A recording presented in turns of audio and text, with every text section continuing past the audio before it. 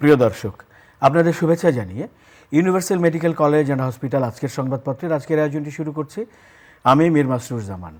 সংবাদপত্রের শিরোনামগুলোকে ঘিরে চলমান পরিস্থিতি নিয়ে আলোচনার নিয়মিত এই আয়োজনে আজ সম্মানিত অতিথি হয়ে আমাদের সঙ্গে রয়েছেন দৈনিক সমকালের উপসম্পাদক জনাব মাহবুব আজিজ। আমরা স্বাগত জানাচ্ছি আপনাকে আমাদের মাঝে। তো আমরা সংবাদপত্রের শিরোনামগুলো দেখে আলোচনায় যাচ্ছি। মানবজমিন। যেসব প্রশ্নের উত্তর মিলছে না, বিমানবন্দরে অগ্নিকাণ্ড। জামায়াতের অবস্থানকে কেন প্রতারণা বলছে এনসিপি। 5 দাবিতে জামায়াত সহ 8 দলের নয়া কর্মসূচি। সিলেট বিভাগের মনোনয়ন প্রত্যাশীদের যে বার্তা দিল বিএনপি। পুরান ঢাকায় জগন্নাথ বিশ্ববিদ্যালয়ের ছাত্রদল নেতা খুন। আমার দেশ। শাপলার বিরোধে শঙ্কায় গণতান্ত্রিক উত্তরণ। মেট্রো রেল সহ গুরুত্বপূর্ণ স্থাপনায় নাশকতার শঙ্কা। শাহজালালে ভয়াবহ আগুন, 2000 কোটি টাকার ক্ষয়ক্ষতি। কালবেলা। চিকিৎসা যন্ত্র সচল কিনা জানতে খরচ হবে 29 কোটি টাকা। সরকারের সন্দেহ, একের পর এক আগুনে হাত রয়েছে নাশকতাকারীদের। সময়ের আলো। নাশকতা অবহেলায় যত প্রশ্ন, বিজিএমইএ নেতাদের দাবি ব্যবসায়ীদের ক্ষতি 100 কোটি টাকারও বেশি। রমজানের আগেই নির্বাচিত সরকার, আশ্চর্যবোধক চিহ্ন রয়েছে। ভোটের সম্ভাব্য তারিখ 5 ফেব্রুয়ারি, তফসিল 3 ডিসেম্বর। জুলাই সনদ বাস্তবায়ন, অন্য 5 দলকেও সই করার আহ্বান কমিশনের। দেশ রূপান্তর।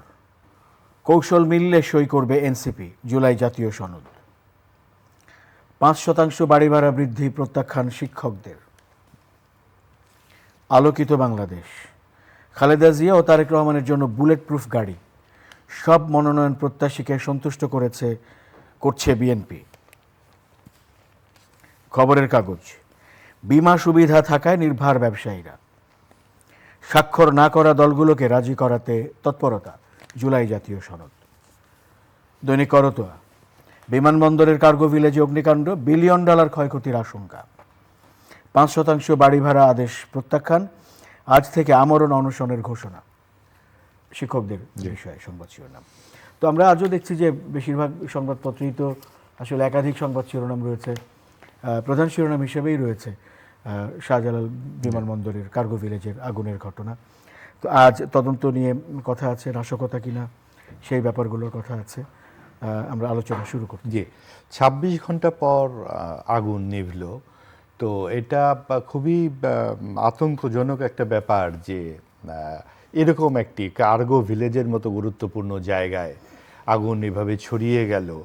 একদম মানে লেলিহান শিখা সেখানে ঘন্টার পর ঘন্টা জ্বলছে, সেটা নেভানোর কোনো ব্যবস্থা নাই। আপনি দেখুন, যে কোনো ভবনে আপনার একটা আগুন নিয়ন্ত্রণের ব্যবস্থা থাকে, সেখানে প্রশিক্ষণ হয় কিছুদিন পর পর লোকজনকে নিয়ে, যেখানে তারা সম্পৃক্ত সেই বাড়িঘরগুলোতে আমরা প্রায়ই দেখি ফায়ার ড্রিল বলে এটাকে। তো এইখানে কি অবস্থা ছিল? এখানে কি কিছুই নাই?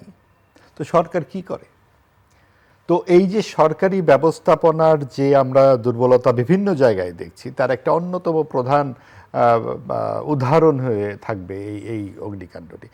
আপনি বলতে পারেন যে এটা নাশকতা, এটা অমুক করেছে, তমুক, অনেক কথা আমরা বলতে পারি, অভিযোগ পাল্টা অভিযোগ আসতে পারে, কিন্তু মূল দায়িত্বটা কার আসলে? সরকারের। করবেই তো নাশকতা, যারা সৃষ্টি করতে চায় তারা নানান রকম বিশৃঙ্খলা তৈরি করার চেষ্টা করবে, কিন্তু আপনার রক্ষণব্যূহটা কোথায়? আপনি আজকে এর আগে আমরা চট্টগ্রামে দেখলাম ইপিজেডে, মিরপুরে দেখলাম অগ্নিকাণ্ড, পরপর অগ্নিকাণ্ড হয়ে যাচ্ছে।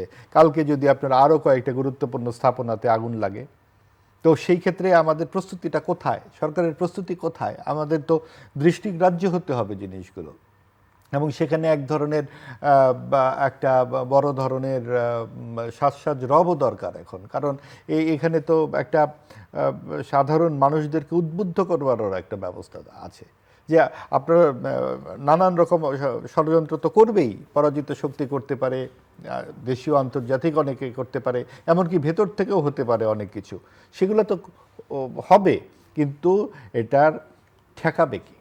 সরকারকে। আজকে যদি এই ধরনের পরিস্থিতিগুলো সরকার মোকাবেলা না করতে পারে, তাহলে আগামীতে, যেটা আজকে এনসিপির তরুণ নেতারাও বলেছেন আজকে নির্বাচন কমিশনে কথাবার্তা শেষে সাংবাদিকদের সাথে কথা হয়, যে আমরা তো যারা এইভাবে আগুন নেভাতে পারে না, তাদের সেই সরকার কি করে এরকম একটা বড় নির্বাচন করবে, এ কথা তারা বলেছে। যদিও আমরা সকলেই মনে করি যে এই ছাড়ার উপায় নাই, নির্বাচন করতেই হবে সরকারকে। পারবে না বললে তো আর হাত গুটিয়ে বসে থাকলে চলবে না, তাদেরকে নির্বাচন করতে হবে, এবং সেই নির্বাচন করবার জন্য তাদেরকে একদম সরাসরি কিছু পদক্ষেপ জাতির সামনে উপস্থাপন করতে হবে যে আমরা এই ধরনের কর্মসূচি হাতে নিয়েছি। আমরা আগুনের কথা যখন বলছিলাম, তখন এই আগুনের প্রসঙ্গে আরেকটি শিরোনাম একটু আমরা মনে করি আলোচনায় যেতেছে। মেট্রো রেল সহ গুরুত্বপূর্ণ স্থাপনায় নাশকতার শঙ্কা, সাম্প্রতিক অগ্নিকাণ্ডের ঘটনা সর্বোচ্চ গুরুত্ব দিয়ে তদন্তের নির্দেশ, আমার দেশের শিরোনাম। আমরা তো তদন্তের কথা শুনি সবসময়, তো উচ্চ পদস্থ কমিটি তৈরি হয়, সেই তদন্ত রেজাল্টকে কখনো আলোর মুখ দেখেছে? এই পর্যন্ত যে পরিমাণ মুক্তিযুদ্ধের ভাস্কর্য ভাঙা হলো, মাজার ভাঙা হলো, 32 নম্বর ধানমন্ডির গুড়িয়ে দেওয়া হলো ঐতিহাসিক ভবন, কোনোটারই কি কোনো তদন্ত কমিটি সেইভাবে কাজ করেছে? আপনার মব সন্ত্রাসের ব্যাপারে কোনো রকম প্রতিক্রিয়া কি সরকার দেখিয়েছে? কোনো ধরনের নাশকতার ব্যাপারে সরকারের উদ্যোগটা তো আমরা দেখতে পেলাম না। কাজেই এইখানেও যে তদন্ত কমিটি কি করবে, কতখানি করবে, এটা আসলে আমরা মোটেই খুব বেশি মানে আশাবাদী হতে পারি না। গত এই 11 মাসের সরকারের যে কার্যক্রম, তাতে খুব বেশি আশাবাদী হবার কিছু নাই। যদিও আমরা মনে করি সরকারের হাত অনেক শক্ত, একটা গণ অভ্যুত্থানজয়ী মানুষের তাদের সমর্থনেই সরকারের প্রতি আছে, এখনও আছে, কারণ এই সরকারেরই দায়িত্ব নির্বাচনটি করে দেওয়া। গণতন্ত্রের পথে যাত্রা শুরুর যে গুরু দায়িত্ব তার আছে, সেই কারণে তাকে অবশ্যই মনোযোগী হতে হবে। খালি কথার কথা না, কথার ফলগুধারা আমরা বিভিন্ন সময় শুনতে পাচ্ছি, কিন্তু আমরা কিন্তু কাজ দেখতে পাচ্ছি না। খুব বেশি সময় নাই, আমরা কাজ দেখতে চাই। আরেকটি সংবাদ শিরোনাম আসলে আমরা দেখছি, পুরান ঢাকায় জগন্নাথ বিশ্ববিদ্যালয়ে ছাত্রদল নেতা খুন। হ্যাঁ, এটা খুবই একটা খারাপ খবর, দুঃখজনক খবর। এবং একদিক থেকে ভালো লাগছিল একটা জিনিস, যে এখনও কি ছাত্র রাজনীতি যারা করে তারা প্রাইভেট টিউশনই করে। এটা প্রথমেই সে আমাদের গভীর বেদনার সাথে মনে করতে হয়, এবং ভালো লাগছে যে এরকম এখনও আমাদের রাজনীতি যারা করে এইটাই উপার্জনের পথ তারা মনে করছে না। কিন্তু আবার একই সাথে খুন যেন নুনের মতো সস্তা হয়ে গেছে, যে কথাটি আমরা মুক্তিযুদ্ধের পর 72-73 সালে পত্রিকায় ছাপা হতো, দেশে দুটি জিনিস সস্তা, একটি নুন আর একটা খুন। এখনও কিন্তু এই নুন আর খুনের এই সস্তার অবস্থা দেখা যাচ্ছে।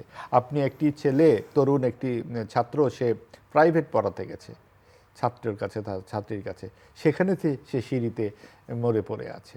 তার মানে ঘরে কেউ আপনার নিরাপদ নয়, সিঁড়িতে নিরাপদ নয়, পড়াতে গিয়ে নিরাপদ নয়, রাস্তায় নিরাপদ নয়, কোথায় নিরাপত্তা? এবং সেখানে কি পরিস্থিতি, কোনো জায়গায় কি আমরা নিরাপত্তা পাবো না? তো এই জায়গাগুলোতে আমাদের সবসময় যেমন একটা অভয়ারণ্য হয়ে উঠছে আপনার যারা চোর, বাটপার, খুনি, তাদের জন্য। দেশটা তো তাদের জন্য নয়, সকলের জন্য। সেই জায়গায় বারবার আমরা হোঁচট খাচ্ছি। এই ঘটনাটা আবার আমাদের চোখের সামনে তা দেখিয়ে দিল। সনদ, জুলাই জাতীয় সনদ স্বাক্ষরের ধারাবাহিকতায় বেশ কিছু সংবাদ শিরোনাম আজ রয়েছে। তার মধ্যে একটি এরকম যে 5 দফা দাবি বাস্তবায়নে সনদে স্বাক্ষর করার পরও জামায়াত ইসলামী সহ 8 দল আন্দোলনে যাবে। আবার পিআর নিয়ে জামায়াতের আন্দোলনকে রাজনৈতিক প্রতারণা বলে মন্তব্য করেছে এনসিপি। আসলেই রাজনীতি প্রতিদিনই নানান রকম চমকপ্রদ ঘটনা আমাদের সামনে নিয়ে আসছে। জামাত তো বরাবরই তাদের যে ছদ্মবেশ এবং কলাকৌশলের যে চাতুর্য দেখে আমরা অভ্যস্ত গত 53-54 বছর। এমনকি সবচেয়ে বড় কথা যে মুক্তিযুদ্ধে তাদের যে ভূমিকা আমরা সকলেই জানি। একটা জাতির বিরুদ্ধে দাঁড়িয়ে যাওয়া জামাত পরবর্তীতে কত সুকৌশলে সাধারণ মানুষের ভেতরে ঢুকে গেল, এবং তাদের ভেতরে তারা ক্রমেই নিজেদেরকে সম্প্রসারিত করছে। এবং তাদের যে মূল যেই বিষয়টি, তাদের চরিত্রটা কি, তারা ইসলামিক শাসনতন্ত্র চায়। তারা যদি শরিয়া আইন চায়, তার মানে ইসলামী শাসনতন্ত্র মানে শরিয়া আইন, এই ব্যাপারেও তারা পরিষ্কার করছে না। তারা এখন পিআর পদ্ধতি, নিম্ন কক্ষে পিআর পদ্ধতির কথা বলছে, যেই দাবি গত 54 বছরে আমরা শুনি নাই তাদের কাছ থেকে। হঠাৎ করে পিআর নিয়ে তারা কিন্তু বেশ হইচই শুরু করলো। এনসিপির সঙ্গে তারা যুগপত আন্দোলন করবে এরকম একটা মনে হচ্ছিল, জোট বাচ্ছে। হঠাৎ আচমকা তারা চলে গেল কিন্তু বিএনপির সাথে, এবং সেখানে গিয়ে তারা স্বাক্ষর করলো। দিনের বেলা স্বাক্ষর করে তারপর দিন তারা আবার আন্দোলন করতে শুরু করে দিল, যে এবং সাথে তারা আরও 7টি ইসলামিক দল নিয়েছে, মোট 8 দলীয় ইসলামিক জোট তারা তৈরি করেছে। এখন ইসলামিক দল যখন এই পিআর পদ্ধতির কথা বলছে, গণতন্ত্রের কথা বলছে, আমরা বিষয়গুলো আসলে ঠিক মিলাতে পারছি না। এই বিষয়গুলো অবশ্যই তারা বলতে পারে, কিন্তু তাদেরকে পরিষ্কার করা দরকার যে আমরা জিতলে ইসলামিক শাসনতন্ত্রের কি হবে, শরিয়া আইনের কি হবে। তারা কি এখন আর শরিয়া আইন তাহলে চাচ্ছে না? তারা কি ইসলাম থেকে সরে এলো? আমরা শুনেছি কোনো এক নেতার মুখে যে আমরা ইসলামিক শাসনের কথা বলবো না, আমরা বলবো ইনসাফের শাসন। তাহলে এটা কি ওই নেতার ব্যক্তিগত মতামত? এটা কি দলীয় ম্যানিফেস্টো থেকে তারা সরে এলো? এই বিষয়গুলো আরও পরিষ্কার করা দরকার। এবং জামাতের এই যে নানান রকম কলা কৌশল, এটা দেরিতে হলেও এনসিপি বুঝতে পারছে বলে মনে হচ্ছে। আজকে নাহিদ ইসলাম সরাসরি বলেছেন যে তাদের এই আচরণ প্রতারণামূলক। জামাত দেশের মানুষের সঙ্গে প্রতারণা এই প্রথম করছে। তাদের সেই শুরু থেকেই তারা বিভিন্ন প্রতারণার আশ্রয় নিয়েছেন, না যখন যেটা প্রয়োজন তখন সেটা তারা করে। এবং এই জায়গাগুলো যত আমাদের তরুণ নেতারা দ্রুত বুঝতে পারবেন, তারাও বুঝতে পারবেন যে বাংলাদেশের জন্মের সঙ্গে মুক্তিযুদ্ধ কত ওতপ্রোতভাবে জড়িত। এবং মুক্তিযুদ্ধ জাত যে দেশ, তার প্রধান ভিত্তি হচ্ছে 72-এর সংবিধান। সেখানে ধর্ম নিরপেক্ষতা বলে একটি বিষয় আছে, যেটা পাকিস্তানের 23 বছরের অভিজ্ঞতা থেকে বাংলাদেশ মুক্তিযুদ্ধের মাধ্যমে অর্জন করেছে। সেখান থেকে কিন্তু আমরা সরে আসছি। আমরা নতুন যে সংস্কার লেখা হচ্ছে, সেখানে বলা হচ্ছে সংবিধান সংস্কারে ধর্মীয় পাশাপাশি সহাবস্থান। 97% মুসলিম আর 2% অন্যরা বা 3% অন্যরা, এই পাশাপাশি সহাবস্থান, এক হাতির পাশে পিঁপড়া। আপনি কি সহাবস্থান চান?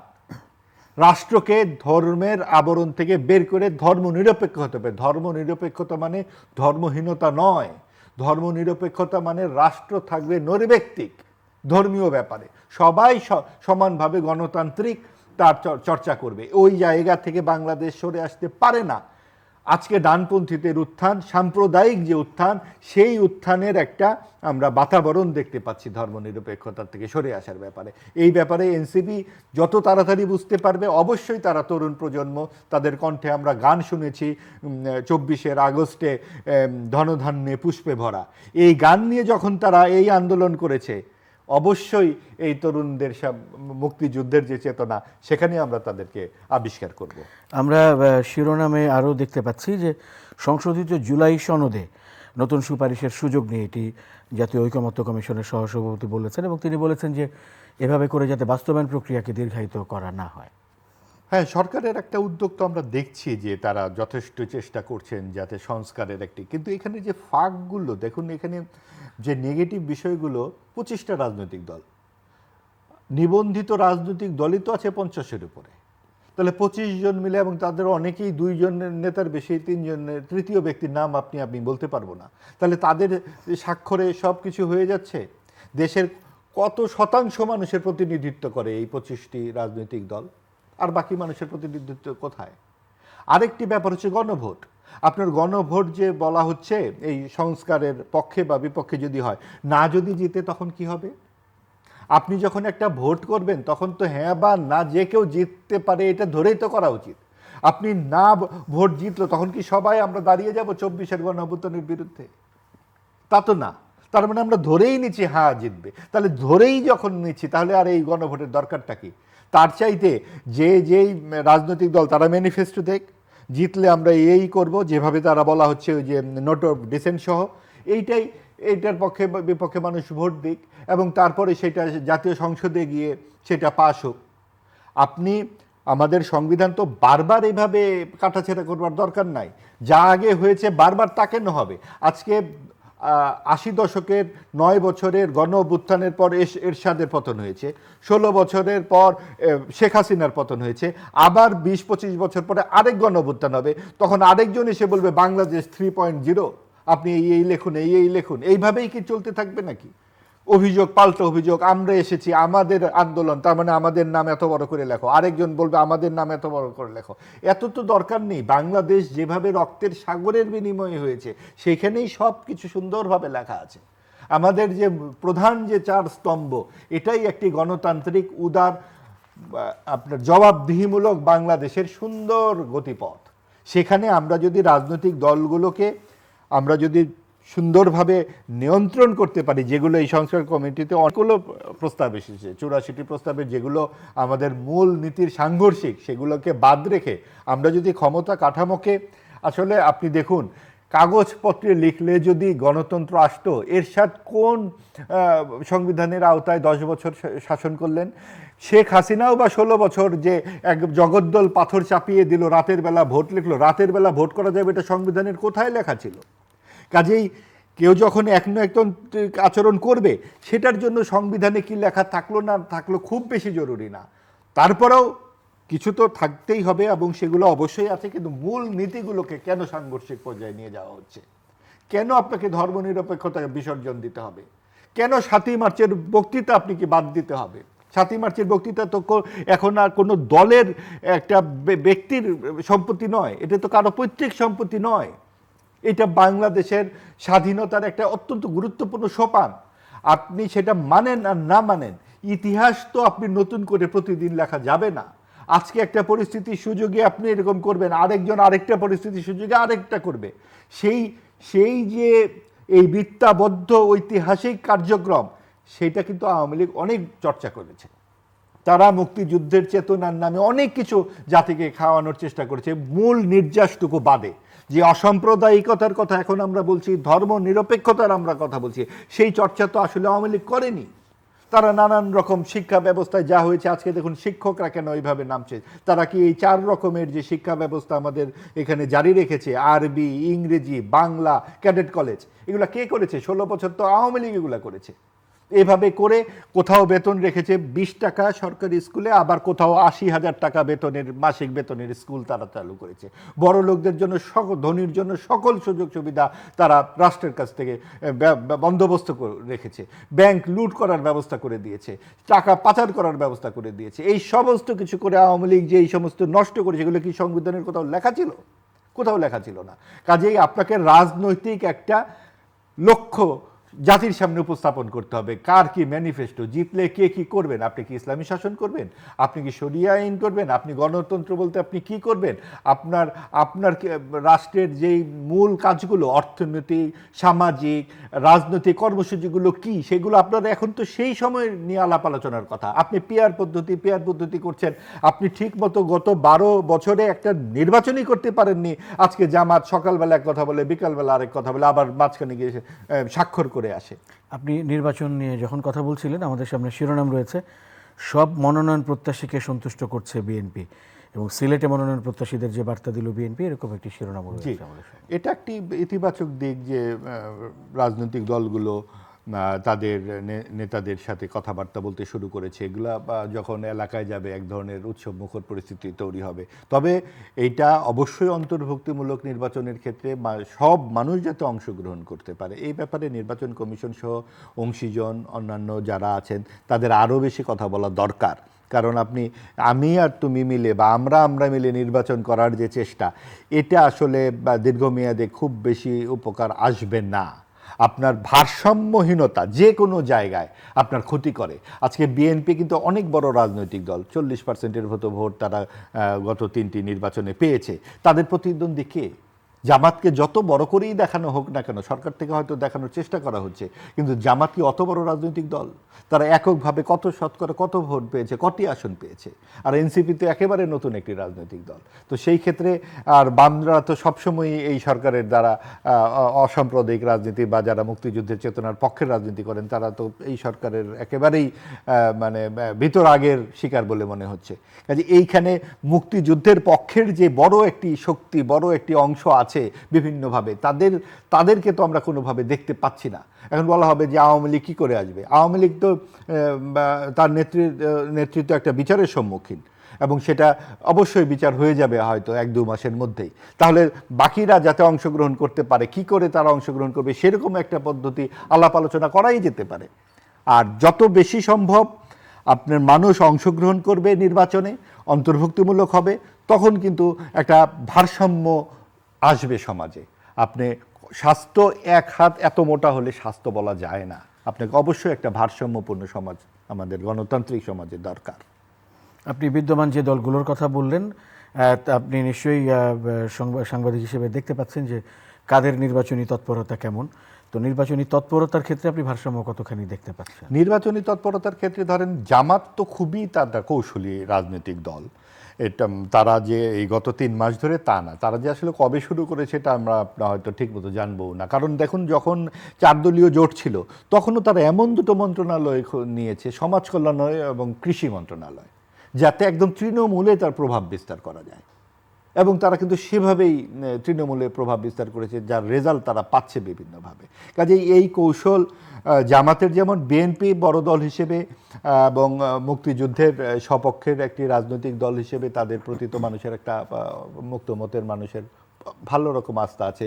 এনসিপি তরুণদের দল এবং অবশ্যই মুক্ত বুদ্ধির সাথে তারুণ্যের তো একটা যোগাযোগ বরাবরই থাকে। বাম রাজনৈতিক দলগুলো নিজেদের শক্তি সম্পর্কে হয়তো বা আসলে তারাই কতখানি বিশ্বাস রাখে জানি না, কারণ তাদের কিন্তু কোনো রকম বড় ধরনের অংশগ্রহণ কোথাও দেখা যাচ্ছে না। তারা তো নিজেদের মতো করে বক্তব্যগুলো দেবে, মাঝখান থেকে তারা উঠে চলে গেল যে আমরা 72-এর সংবিধানের সাথে এই সাংঘর্ষিক হলে আমরা আলাপই করব না।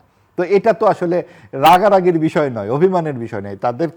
তাদের কথা বলতে হবে, কি কারণে থাকবে না, কোন ধারায় থাকবে না, তাদের পাল্টা কিছু মতামত দেবার জায়গা খুঁজে বের করতে হবে। সেরকম আমরা দেখতে পাচ্ছি না। এবং এই জায়গাগুলো এখন দেখছি এনসিপি এবং 5টি বাম দল স্বাক্ষর করেনি, এভাবে আসছে খবরগুলো। কিন্তু এনসিপি যেভাবে কথা বলছে, তারা তো পরিষ্কার জামাতের ছলচাতুরির কথা বলছে, তারা তাদের দাবিগুলো বলছে। কাজে এই বক্তব্য এবং এই ভঙ্গিমা অবশ্যই ইতিবাচক। যত আপনার তারা জোর গলায় নিজেদের অবস্থান জানাতে পারবে, আমরা অবশ্যই জাতির একটা প্রত্যাশার জায়গা খুঁজে পাবো তাদের মধ্যে। শিক্ষকদের বিষয়টি নিয়ে আমরা আলোচনা করতে পারি। 5% বাড়ি ভাড়া আদেশ প্রত্যাখ্যান, আজ থেকে আমরণ অনশনের ঘোষণা, এবং আবার এদিকে শিক্ষকদের ক্লাসে ফেরার আহ্বান জানিয়েছেন শিক্ষা উপদেষ্টা। আসলে দেখুন, এটা এতই মর্মান্তিক যে 1000 টাকা 1500 টাকা হচ্ছে আপনার স্বাস্থ্য, আর 2000 টাকা বাড়ি ভাড়ার জন্য তারা আন্দোলন করছে। এবং আন্দোলন করতে গিয়ে তারা যেমন পিটুনি খেলো পুলিশের, যেভাবে জামা ছেঁড়া হলো, যেভাবে তাদের ট্রাকে তোলা হলো, এই শিক্ষকদের কাছেই তো আমরা আবার আমাদের শিশুদের পড়াতে পাঠাবো। এটা কি ধরনের একটা মানে বিপরীত চিত্র, বিপরীতমুখী চিত্র বলবো, যে আমরা কিসের জন্যে এই গায়ে হাত তুলছি? 1000 টাকা, 2000 টাকা, 2000 টাকায় কি হয়? যারা এই 2000 বা 1500 টাকা বরাদ্দ করবেন, তাদের তো এক সন্ধ্যার কফির বিলই না 1500 টাকা। তো শিক্ষকদের চাওয়া কত সামান্য, এই সামান্য চাওয়াটুকু তারা করতে পারছেন না, তারা সেই সিদ্ধান্তে আসতে পারছেন না, নানান রকম কথাবার্তা শুনি। তাহলে এই যে বড় বড় বিদেশ সফরগুলো হচ্ছে, এইখানে কত কত মানুষ যাচ্ছে, সেই খরচগুলোর একটা হিসাব দেওয়া দরকার না? আমরা তো শুনেছিলাম যে সরকারে যারা দায়িত্বে আসবেন তাদের সম্পত্তির হিসাব দেবেন। কই 11 মাস 12 মাস হয়ে গেল, আমরা তো এখন পর্যন্ত হিসাব দেখলাম না। এবং এই সমস্ত এগুলো শুভঙ্করের ফাঁকি হয়ে থাকবে আমাদের সামনে। আর সেইখানে আমাদের পিটুনি খাবে আমাদের শিক্ষকেরা। শিক্ষকরা পিটুনি খায়, এই দৃশ্য টেলিভিশনে দেখে আমাদের ছাত্র কোমলমতি ছাত্ররা। সেই সমাজ থেকে আপনি কি প্রত্যাশা করেন? সেই শিক্ষা ব্যবস্থা থেকে আপনি কি প্রত্যাশা করেন? আপনার কেন কোনো মেধাবী ছাত্র শিক্ষক হতে চায় না? বেতন 13,000 টাকা। আজকে তো একজন ড্রাইভারের বেতনও তো ঢাকা শহরে 13,000 টাকা নয়। আপনি কি করে আপনি সংসার চালাবেন আপনি 13,000 টাকায়?